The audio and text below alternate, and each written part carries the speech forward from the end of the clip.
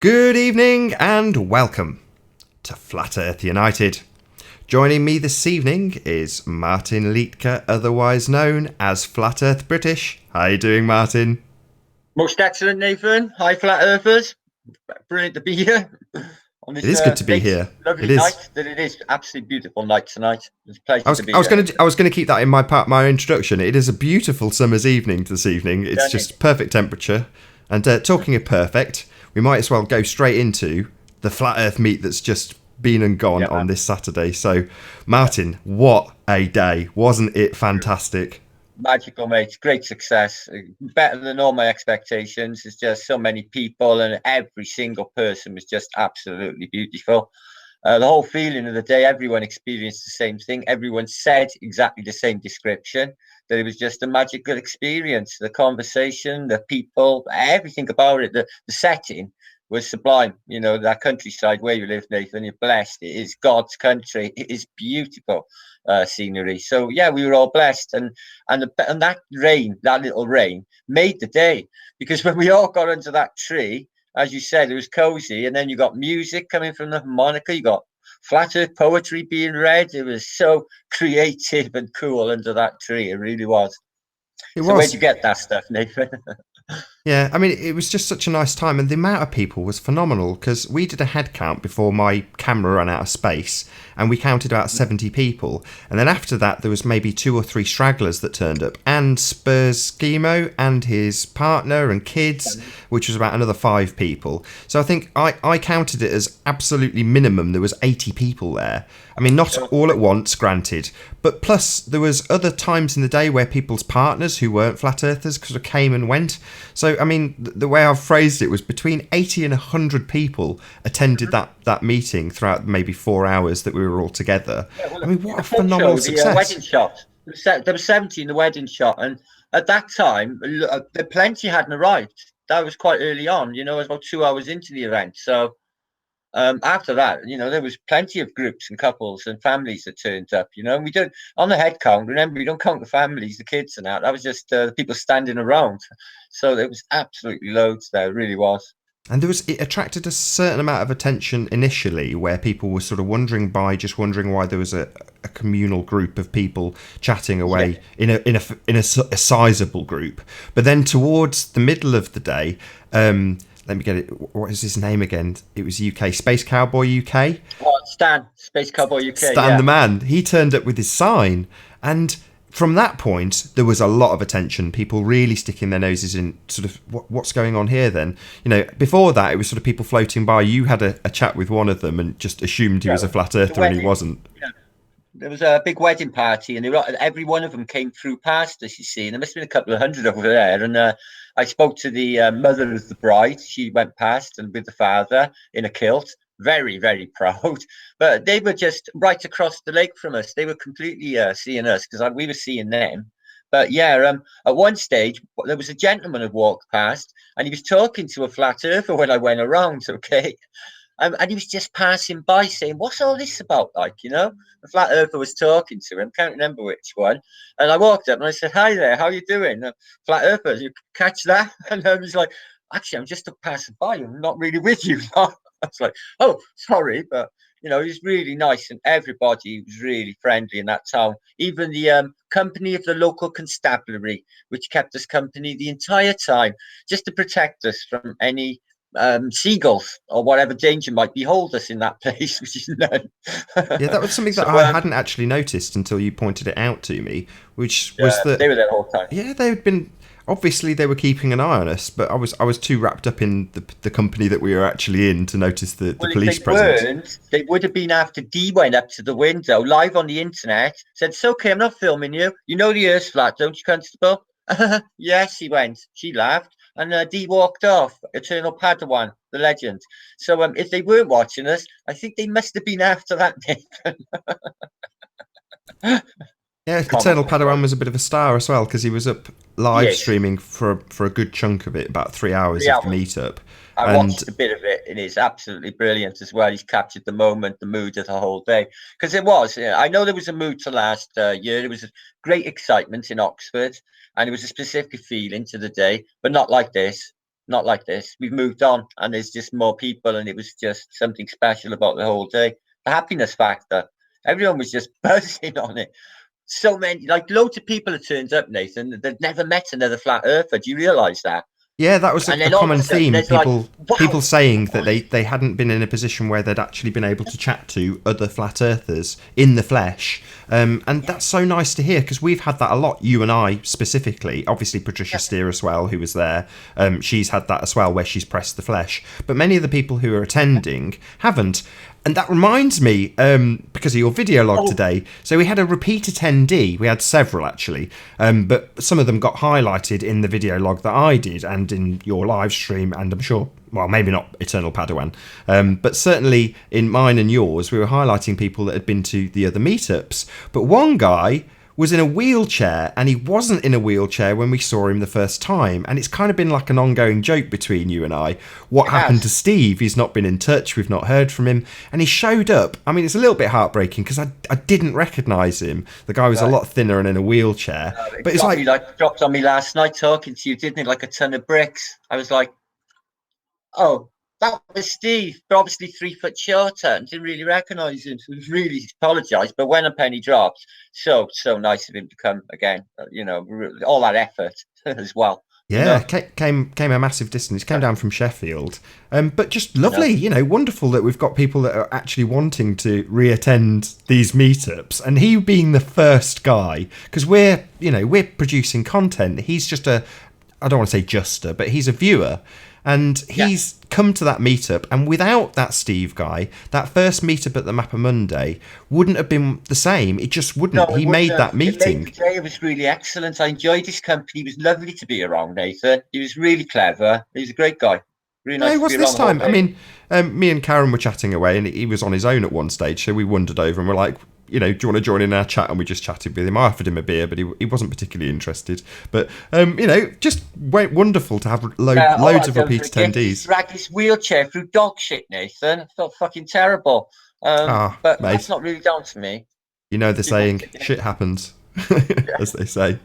But yeah, so that was another repeat attendee. We had the guy, again, I think it was, I'm going to say Graham, but I bet it's wrong. A guy that was at the Leicester Space Centre, Leicester local. That guy, I don't know if he's the one. There was two. The guy with the kids, he had got a lovely little ginger baby. He went to Leicester, and the other fella with the grey hair that you talked to said he talked to Patricia eating a sandwich. That guy, I think he was Graham. Yeah. I think he was. He had a beard in the Leicester Space Centre and then didn't have a beard. So I sort of said hello to him, did an introduction like I'd never met him. And then later he came up and went, oh, by the way, I actually met you before. Same thing with you. I know, I had the same. I didn't recognise him from the off. He looked familiar, but you get that a lot with the flat earthers, don't you? You look familiar to me. You notice with the meets, I noticed this particularly today, with the meets that happens in America, all the flat earthers look alike, no matter where they are on the plane. They're a similar type of person. It's really, really strange phenomena. It really is. They look like us lot over there as well. Their meets. Really cool. But yeah, it was an excellent day. I want to thank everybody who took part in making the effort. There'll be more. This is not going to just be like a once in a year event. It's not. I mean, I'm going to have a Wales one next month, actually. It's already in planning, Nathan. What about that author that was there? We had Marilyn Wisby, I think her name was, and she was author of Gangster's Mole, and she was like telling us about the great train robbers and Buster. I was gobsmacked. She was mad. I know exactly who she was married to, Nathan. I know all about him. I got him in my mind's eye. Mad Frankie Fraser.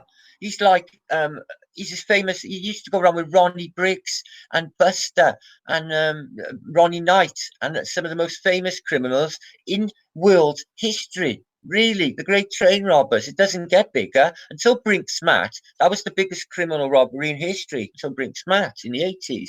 So, she really experienced life, and you could sense it on her. A Cockney, a really broad World War II type Cockney accent. I didn't even think people really spoke like that anymore, but certainly our Marilyn does. She's really there, isn't she?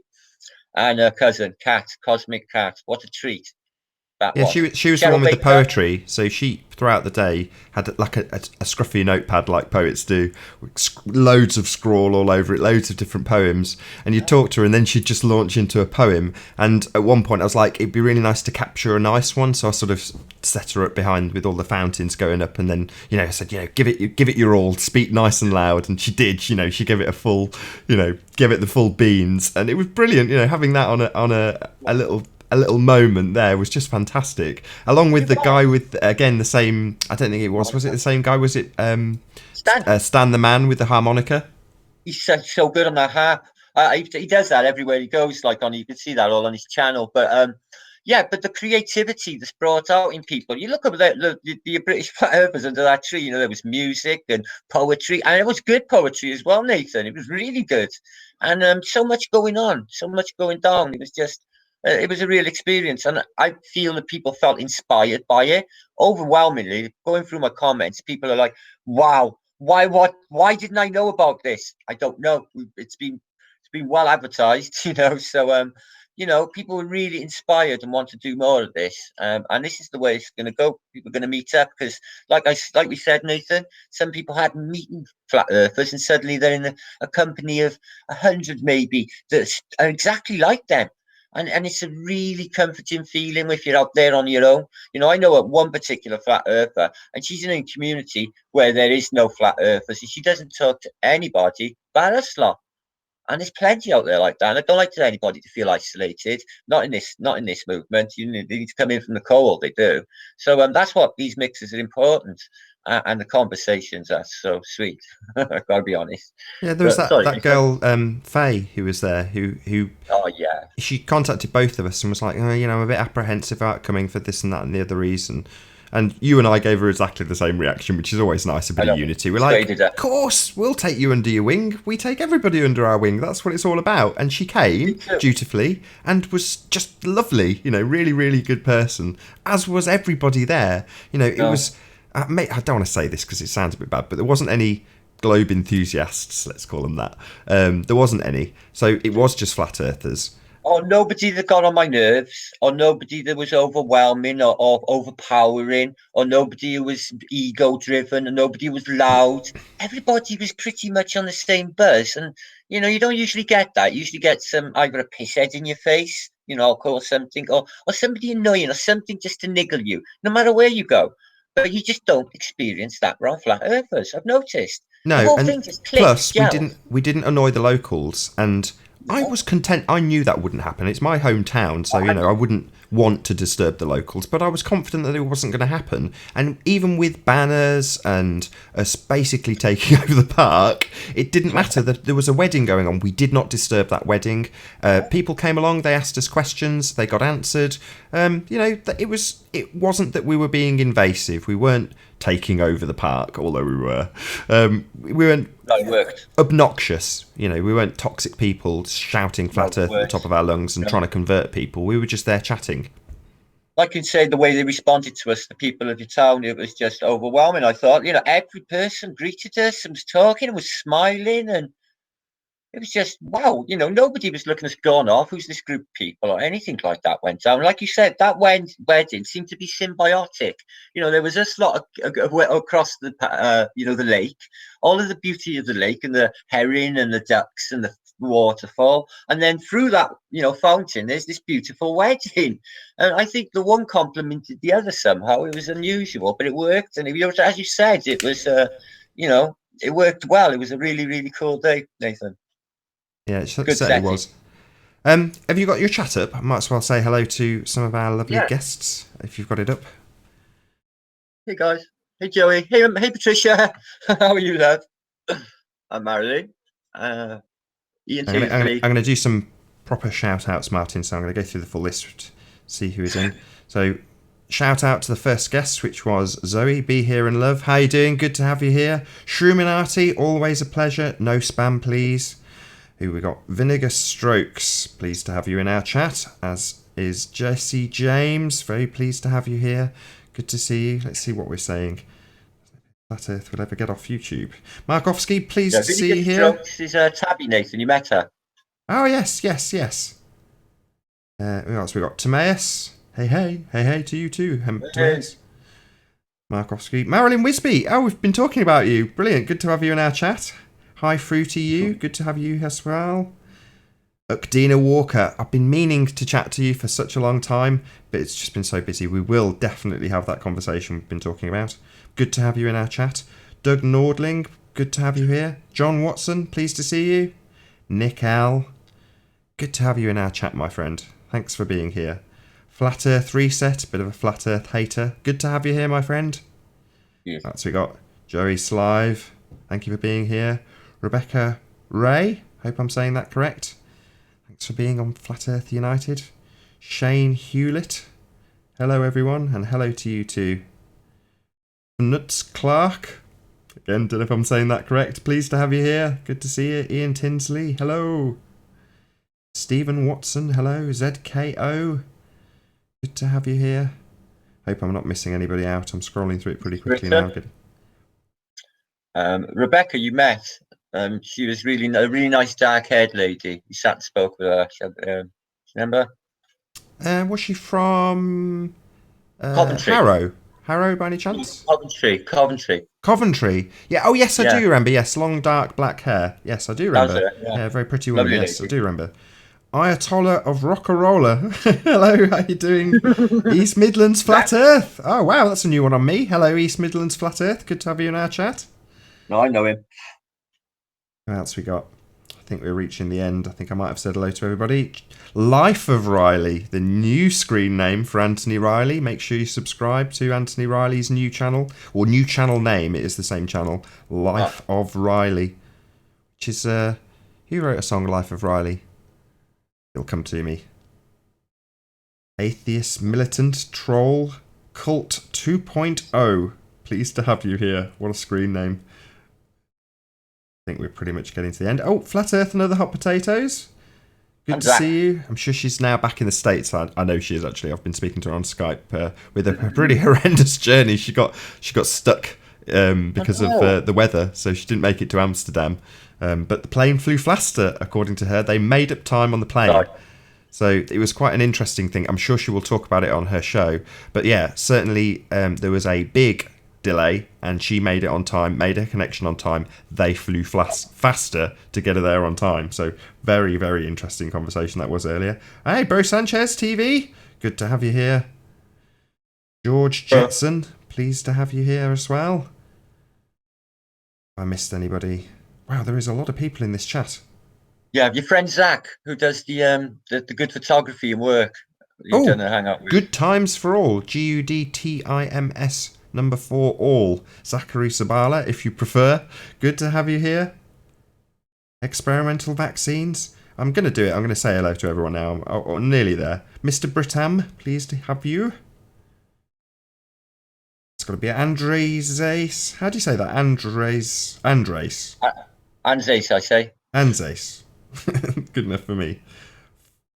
Flat Stuff Earth. Good to have you. Got to be it, surely.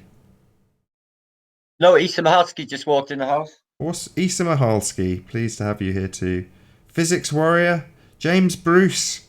And that's it. We finally got to the end. Wow, a lot of people in the chat today. Thank you very much all for being here. It's brilliant. And I'm going to do more shout outs to the chat, I think, because that's what it's really all about. Wouldn't you agree, Martin?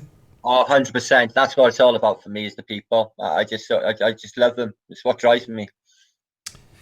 Shall we move on to a different subject? Indeed, there's plenty to talk about, Nathan. I'm snowed under with things to talk about. You fire away. I tell you one interesting thing was the action of the sun and the moon, primarily the sun in the northern hemisphere, primarily the 24-hour sun in the possible Arctic circle. Is it visible or is it not? Well, in my personal circumstances in life, I haven't really seen it, but I've seen it go down about half 11, and that's north of Trondheim in the Arctic Circle. I don't know what your experiences of this are, Nathan. Yeah, I mean, I completely agree. We had this conversation before we went live, and I would love to be able to say, with hand on heart, that I have seen the 24 or the midnight sun. Let's phrase it like that. But I haven't. You know, I've been far enough north in Europe to see it very, very late, and then go down for a couple of hours, maybe 3 at the most, and then come up again. You know, in other words, I've seen 90% of the circling sun, and you watch it go all the way around you, and you see the same thing happen from Britain. You know, anybody here can come up, you can watch the sun come up and go around them, especially at this time of year. You know, obviously it doesn't do it in winter, you just see it go across. But during the sun tracking events, you know, we had GIR showing us the midnight sun. You know, he reported his location, reported his position, showed us the sun, showed that it never went down. I mean, this is irrefutable. This is, as far as I'm concerned, I'm amazed that it's even being debated, to be perfectly honest. You know, as far as I'm concerned, it's not up for debate. You know, we do have a 24-hour sun in summer in the northern parts of the hemiplane. That's as simple as that. It happens. We've tracked it. We've seen it. You know, I haven't actually seen it at midnight with my own eyes, which is a shame. I just haven't been far enough north in my travels as a rep. But I've seen more of what is described as a circling sun going further north, and you have too, Martin. Yeah, but I was always in the engine room and it was so cold, I stayed down there. So for me, it was a night, 24 hours a day for months at a time. Honestly, I very rarely come up on deck. You know, I pitied the deckhands who had to work out on it. You know, I was always in a constant 32 to 34 degrees in a boiler suit, and that was it. You know, Caribbean all day long. But up there, we were crunching ice. Yeah. I mean, this came up about, what, 12 months ago with Lawrence Wright, when the Pac-Man model was sort of, the sinusoidal map came out, the diamond-shaped map, and the bottom line with these maps, doesn't matter if it's square, diamond-shaped or whatever, in fact, it is kind of irrelevant. That's square, circle, it's meaningless. You know, we're talking about land masses and they're fixed in their positions. What you dress the border with is irrelevant. But what we do know is the sun goes round in a circle, you know, and there's certain maps that do a better job of representing that than others, one of them being the azimuthal equidistant projection. And although I didn't watch the full video, Jaron recently did a video that was stating why he's an AE guy. Now, without watching the full video, I'm almost certain that he won't be saying this is how the world is. You know, it's just a useful tool for demonstrating how certain aspects of our world work. And I'm sure you will concede, Martin, and you are by far the authority, as far as I'm concerned, in terms of maps, that we do not have a domestic representation of our Earth. We don't have one. None of us have got access to one. We've never been given one. None of them are 100% accurate. They all have problems. They've all been fudged. So the bottom line is we don't have one. But we do have certain maps that we can use as tools, not saying that they are 100% what is representative of our Earth, because they're not. They're being given to us by the elites. They're never going to be, especially when you consider that we're in a deception about land. Then why would they give us the accurate representations? That it's just nonsense. So, not that we can throw them all out, because we still need to use maps, and they do work in various different ways. As we discussed earlier, we've got planes that potentially fly faster than are advertised. That's perhaps a subject for another day. But what we do know for certain, number one, is that we've got a sun that goes around us. You know, in reality, in both models, in the one model, the heliocentric model, it would necessitate having a 24-hour sun in the south. Now, further to the fact that we do have a 24-hour sun in the south, the north, we do not have a 24-hour sun in the south. And this is something that's been, you know, again, I've not been there. I can't say I've been and not seen it. Evidence, haven't we? But exactly, there's enough evidence to suggest that it doesn't exist. And we've had first-hand accounts from Robert Shortman, who absolutely has been down to the Antarctic for a full year, in fact probably 18 months, but just non-consecutive, to not see any 24-hour sun there. You know, in fact, it's the most popular video on this channel is the interview with Robert Shortman, him talking, I think it's called Confessions of an Antarctic Plumber, because that was his job down there. So the reality of our world is that in both models, we're supposed to have a 24-hour sun. In the flat Earth model, we say there isn't a 24-hour sun in the south, and there isn't. And there is a 24-hour sun in the north, and there is. But to say that there is no 24-hour sun, and the sun travels through portals, for me is a massive step backwards in flat Earth. I don't know. Oh dear, yes it is, Nathan. Especially when we've worked so hard. This sun tracking, as you say, it didn't just arrive with a tooth fairy. This was a massive effort by yourself. Kudos for that. As you know, we were up a 24-hour shift on the second Sun track, right the way through. We had absolutely amazing response, and we literally, to me, see, I was having goose pimples every time we did it, every time we done a globe kill. And to me, I'm thinking in my mind, oh my God, this is going to be viral. The whole world's going to know. That's how big it was for me. But we were like nonchalant about it, weren't we? We were like, oh, well, another globe killer. Only Well, see if we can get Martin back on Skype, and we'll ditch the hangout if this is the case. Can you hear me, Martin? Yeah. You can? Yeah. I'll have to turn my hangout off in order for you to have a camera. Yeah, the hangout just seemed to die for some reason. I don't snapped. really know. It snapped. You froze, it snapped. It just died. It went offline. Okay. That's weird. Can you turn your camera back on the Skype screen, and then I'll stick you up. Sorry for the technical difficulties, people. I just told them, yeah. Just ditch that. Where am I? Sorry, I'm slightly confused now. There we go. I don't think it matters if I display the hangout key at this point. So let's just get rid of the hangout screen. Get Martin back up. Hopefully this will be a short-lived interruption. Yeah. We'll get back on it.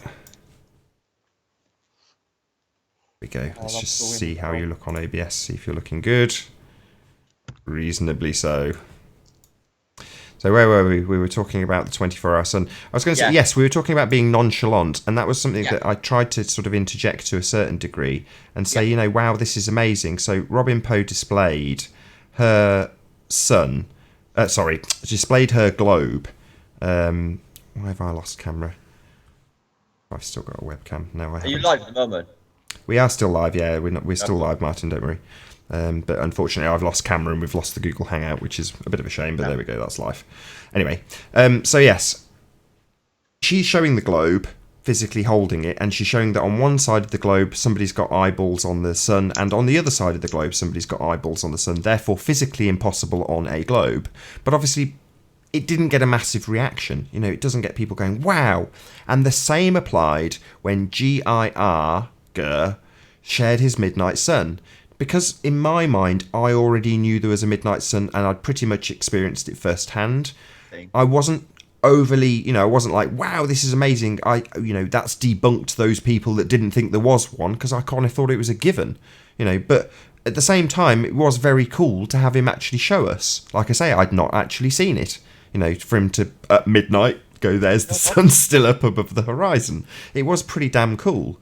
So yeah, I never dreamt for a second that I would have to. Well, I'm not going to. Why should I? But go back to that and say, look, here you go. Here's somebody actually showing the midnight sun. You know, I just thought that was a given. I didn't think it would ever come up for debate. Yeah. Well, it was. Well, maybe people don't follow the course of the flat Earth story, maybe, and you know the developments that have come along in the flat Earth story, and what hard evidence that we've actually picked up along the way with our efforts. Because there is a bit of a story along with this that comes with the story of the 2 years or so that we've been doing this, no? For sure. Right. Oh. But, there you are, Nathan. Hey. Yeah, I don't know if, I don't think the audience will get to see me, unfortunately, Martin. I might expand me a little bit, but you'll get to see me, which is nice. Oh, there we go. Yeah, we can just about if I rearrange the screen slightly. Hey, Patricia. So, yeah, the other thing so that's the midnight sun anyway. Let's maybe move off subject slightly. Maybe Gill would be good. I was going to say, yeah, I've got a few videos queued up for Dilly Gill, so I might actually do exactly that if I can get this to stay on screen with me. Not quite. Here we go. So let's come out. We're on it only. There we go. Transition. So this is Dilly Gill, and Dilly Gill is somebody that I've been recommending left, right and centre to absolutely anybody and anybody I can recommend him to, because in the last 12 months, yes, there's loads of people who do work on the ISS and will show the fakery, and it's good work. But what Dilly Gill has done is different. He has spent a good solid year, maybe longer, I can't remember, it's a while since I've watched his videos now, but a good chunk of time actually going through this stuff and trying to put together a narrative that makes sense in terms of how they have faked space. And he's done an outstanding job. I mean, a truly, truly outstanding job. I'm going to play, if it's okay with you, Martin, a section of one of his videos. So this is Space Shuttle was a zero-G plane part 5. I think it's his most recent. And I'm going to, before I do play, I'll just preface it by sort of saying what he's going to say. So he's going to show you the internals of a studio that has a live audience looking at a link-up feed to the ISS. And there's a host who is fielding the questions from the audience to the ISS crew, and they are answering him live. What he's explaining, though, is the live audience have got a given camera angle, and the end result that we see, because obviously we're not in the studio audience, is a totally different angle. Not massively different, subtly different, but completely different in terms of it's from a different camera. And what they do in post is add the ceiling. So I'm going to play the section now, maybe give it a couple of minutes. Okay, so I just want to recap and explain why I was so obsessed with this whole they're cutting off the ceiling thing. Now, in this particular clip, they all stay at the front, and I do think there is a complete difference in camera quality. I've just looped it here. But also I think there is a difference in the height of the camera. So this is the image which we almost never get to see of what the studio audience are seeing, and the importance is that for wire work they have to have the ceiling obscured so they can have it blank, and the second camera angle which includes the ceiling so that they can get it to post-production and include the ceiling properly. Now, so they could have the back end of the ceiling included because they all stay at the front. That's not a problem, and actually preferable for the studio audience, but they would have had to have the camera slightly different so that any wire work at the front could be allowed for. And so when they have the some of the shots that they do, some of the interviews that they have people travelling from the back to the front, and it's quite unusual. Sometimes they'll have them at the back and they just stay at the back. Sometimes I'll have them at the front and they'll just stay at the front, so there'll be some at the back and some at the front, but staying in their positions. But they will also do times where they travel from the back to the front, and on those times in the live conditions there would be a different camera angle which excludes the whole of the ceiling. And so that's why I've got so obsessed with it, because there's, this is how I think that they managed to do the live performances, and you can see the difference in quality of the images, and then they'd be able to have stuff floating on threads and then do the later post-production work and present it back to the TV company for their use, and also what the TV company would be left with is they wouldn't have the original downlink, they'd just have the recording of the screen that was at the front. So they wouldn't think to put it under scrutiny, and they would be getting a better quality of tape from NASA. They'd say, "Oh, just wait till we get the pilots back down, and we can give you the original." And so it goes into post-production. Then the ceiling's added, the floating items are made to look a bit more glossy, the picture quality is improved, and that would be a big thing for the TV company. So they go from this grainy, crappy, awful image quality to a pretty good image quality. Still crappy, but not as crappy. And so yeah, that's how they managed to do the live broadcast and then get it to post-production, because at this era, at this stage, anything that's CGI does need to go to post-production. If you look even 5 years ahead, there's no technology available for them, and I just don't think that, looking at the quality of that broadcast, I just don't think they needed to do it that way. They'd figured out a way that they could have the studio audience captivated by the images that they were receiving, and then and have the live performance, and then get it to post-production with the slightly different camera angle, which would include the ceiling, which absolutely floored people, because they're just looking at it thinking there's a ceiling, there's no chance of wire work. Oh look, there's floating stuff, no chance of wire work. And yet in the original production to the live broadcast to the studio audience is a completely different quality, and we've got that. This is crucial that I found this particular thing, because it shows the difference in the camera angle and the quality of vision that you get to see.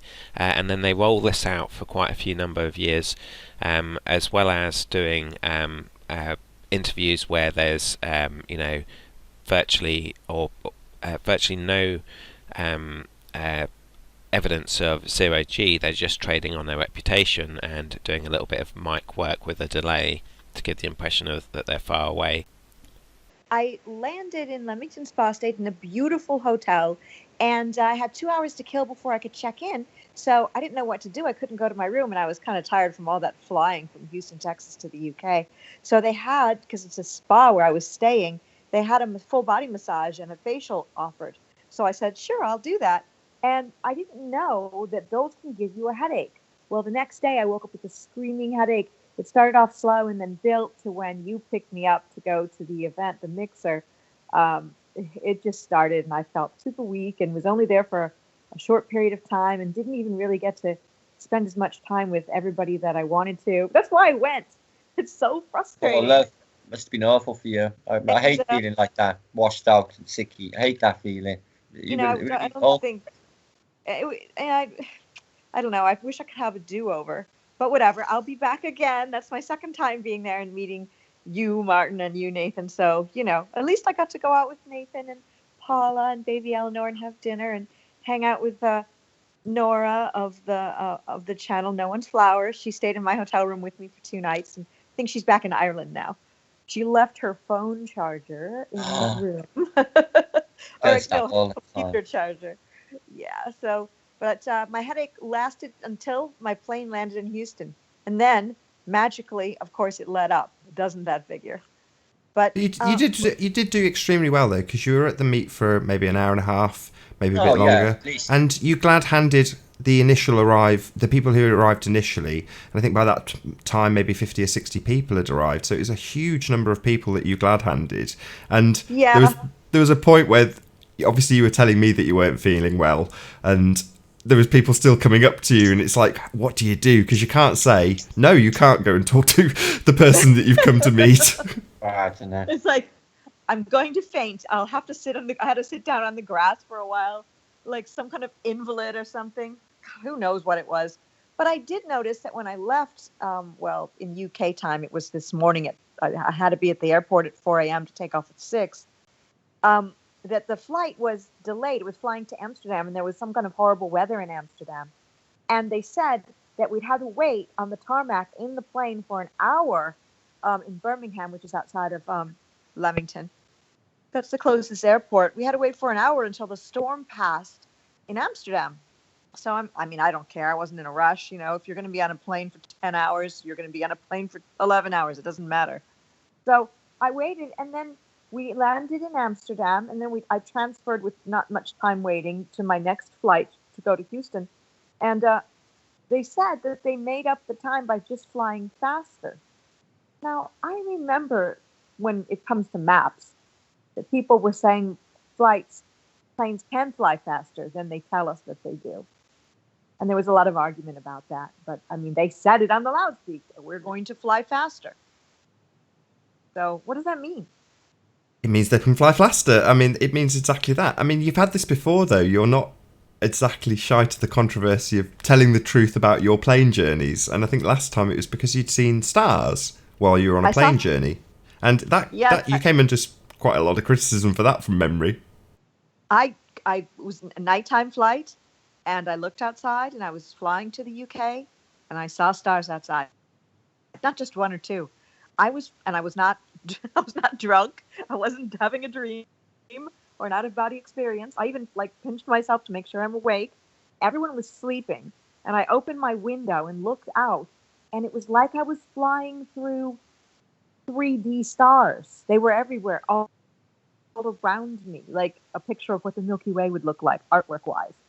And it was very weird, and it seemed super surreal to me and very beautiful and peaceful. And I realized that people said you couldn't see that. But at that time, we were flying over the ocean. It was incredibly dark. There wasn't any light coming from anything other than the airplane itself. It wasn't land light that was coming and ruining it. So maybe you can see stars from a plane if there's no light, if you're flying over a dark ocean. What do you guys think? I don't see any reason to disbelieve you. It's the same when I hear people talking about... I mean, Martin's told me about seeing spirits and things. Sorry, a sub of mine, Mary, the flat earther, when she went to Spain on holiday, and when she got back, she sent me a message in my mail saying, Matt, I'm sorry to tell you, but I seen loads of stars on the way over, from the plane window, and it was quite beautiful. I got film. Do you want to see it? So can't argue with that. But is it down to light pollution? Well, I think partly, yeah. I think you can see it more over the body of water out of the way. You'd be surprised how much this atmospheric pollution obscures any vision. Honestly, once you get up to sea, the sky is a whole new ball of wax. It really is so beautiful out there. I had this gentleman in the taxi that picked me. We'll give it one more try. It might be my chance to round out the show if we can't get either of them back, as this is my second line of communication that's been cut, it would seem, as we lost the hangout earlier, and it seems we're going to lose Skype now. So, struggling through with only sound, no camera. We're going to manage to get them back. We'll give it another minute.